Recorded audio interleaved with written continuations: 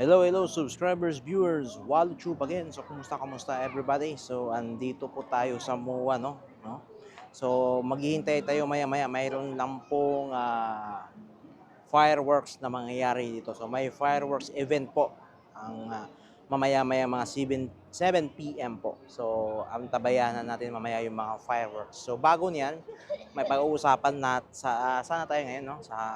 Related naman ito sa yung yung nakaraang vlog ko na about sa LTO tsaka yung sa Congress, yung recommendation ng Congress about sa kontrata ng Dermalag at saka ng LTO na gusto ng Congress na headed by Congressman Acop na ipapa-terminate yung kontrata.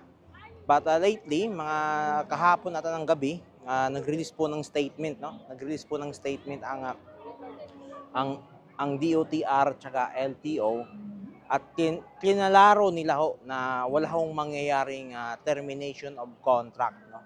So medyo kumambyo po yung DOTR tsaka LTO. So kinalaro po nila na wala pong termination of contract ang mangyayari sa in between with the LTO and Dermalag, which is ang Dermalag yun yung developer ng LTMS, no?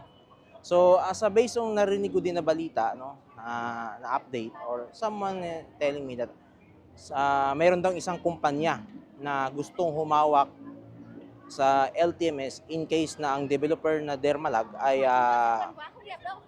ay magkuhan po, ibig sabihin na mag-i-end na po yung contract at hindi na ho sila magsusupport sa LTO. So ang narinig ko pa na some news or some updates na yung gustong hawak daw sa sistema ng Dermalag yung kumpanya na yung kumpanya ho, yung lumang IT provider ho ng LTO, which is yung Stratcom. So alam naman ho natin yung kumpanyang yan ay hindi maganda yung background when it comes to the LTO, especially ho sa management ho, sa IT system nila, kasi na alam naman natin na naging source sila sa mga fixers at lahat pa ng pandaraya when it comes to driver's license processing at saka motor vehicle. So yun po ang may update po diyan, no? Yung update po diyan. So hoping no na sana kung ever man na may kumpanya na hahawak o magme-maintain sa LTMS system ng Dermalag, ng LTO, wag naman ho yung kumpanyang luma, no? Wag na yung kumpanya na naging source o may sistema na naging source ng mga fixer at saka pandaraya o mga samot-saring pandaraya, no? Para lang mapailusot yung papeles ng mga sa driver's license saka sa motor vehicle registration. So sana no, wag na ho yung kumpanyang yan, no? Palitan niyo yan. So wag na ho tayong pakapalan ng muka para lang ipilit pa rin yung lumang kumpanyang yan na alam naman natin na naging source sila ng dayaan diyan o mga corruption diyan sa LTO, no? Yun. So yun po, yun po. Yun lang po ang update ko about yan, no.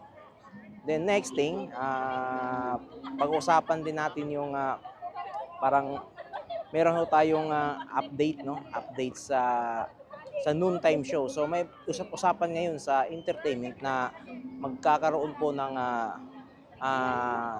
merong yung noontime show daw sa GTV ililipat ho raw sa GMA. So alam ho naman natin na yung noontime show ng GTV ay yung It's Showtime, no? It's Showtime. So ililipat ho raw sa GMA7 at ito raw ho ang papalit sa tahanang pinakamasaya, no? Yun ho ang update nila. So yun ho ang update nila. So siguro we will see na lang, no? I will see kung anong mangyayari, and we will check, no, kung anong mangyayari in this week. So hoping na for me, hindi ako pabor diyan kasi I don't like gusto ko lang maging klaro at saka real talk lang. I don't like It's Showtime. Hindi ko gusto yung show na yan. Dahil doon sa estilo nila sa how to entertain people. Kasi alam what I mentioned in my earlier videos about noontime show, yan po ay pang pamilya. Ibig sabihin may mga bata ho, mga minor ang nanonood diyan. But unfortunately, hindi ho acceptable yung behavior ng It's Showtime. For me, sa kuwan ko lang to ha, opinion ko lang ito. So, I don't like. So, sana yung GMA7 gumawa ng homegrown noontime show, no? Para magpasaya sa mga tao at magbigay ng saya at magbigay ng oportunidad o tulong sa mga tao, no? So, yun po, yun lang po naman ang update, no? So, again guys, salamat sa pakikinig sa bagong videos natin for today. So, again, thank you and God bless. God first, bye. Guys, ingat.